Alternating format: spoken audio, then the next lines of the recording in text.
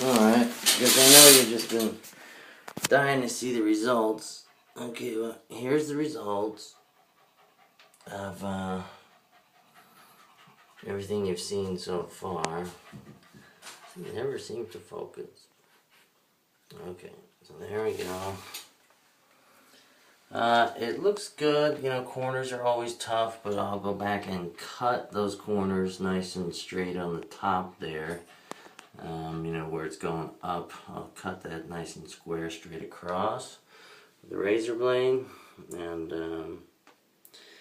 I'll take care of that. I can only say also on, see how there's a little bit of stuff up top here? That's just because there was a little bit more on the tape, a little excess on the tape. You see it running there on that side. And when you pull the tape, you want to make sure you're pulling it really slow. Otherwise you might pull some up and then have it sticking out. You know, these corners are like impossible.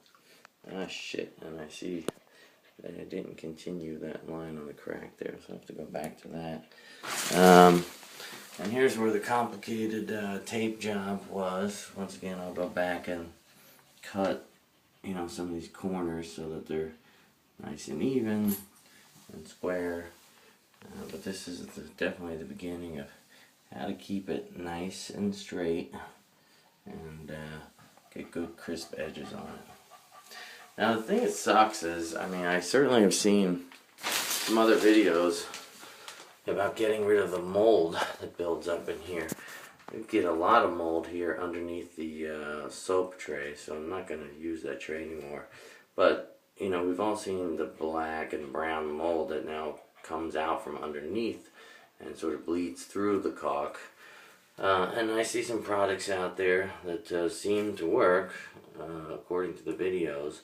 So if I get mold back on this, I'll use one of those and show you the results, because I do not damn want to do this again. It takes a long friggin' time. I mean, if you're being perfectionist about it, which I tend to be. So, looks good now. If it gets any mold, we're not going to rip it out. We're going to try and clean it. I'll let you know.